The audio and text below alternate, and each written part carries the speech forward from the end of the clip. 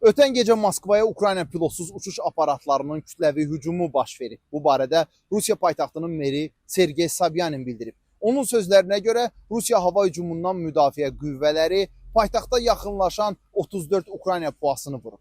Yerli sakinlər Moskva vilayətinin Zelenograd, Ramenskaya, Dubna və Sergey Posad şəhərlərində partlayışlar eşidiblər.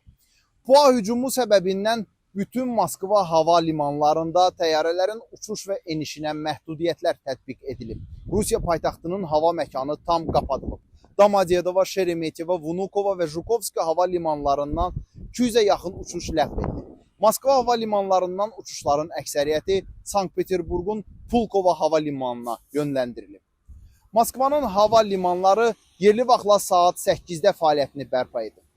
Rusiya Müdafiə Nazirliyi ötən gecə kütləvi dron hücumu ilə bağlı rəsmi məlumat da yayıb. Bildirilib ki, 10 dekabr Moskva vaxtı ilə saat 23:00-dan 11 dekabr Moskva vaxtı ilə saat 7:00-dək Rusiya hava hücumundan müdafiə sistemləri Ukraynaya məxsus 287 ədəd qanadlı pilotsuz uçuş aparatını ələ keçirərək məhv edib. Onlardan 40-ının Moskva regionu üzərində vurulduğu qeyd olunub.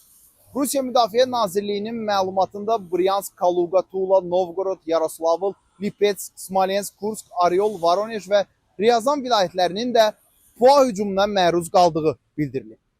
Fərid Əkbərov, İTV Xəbər, Moskva.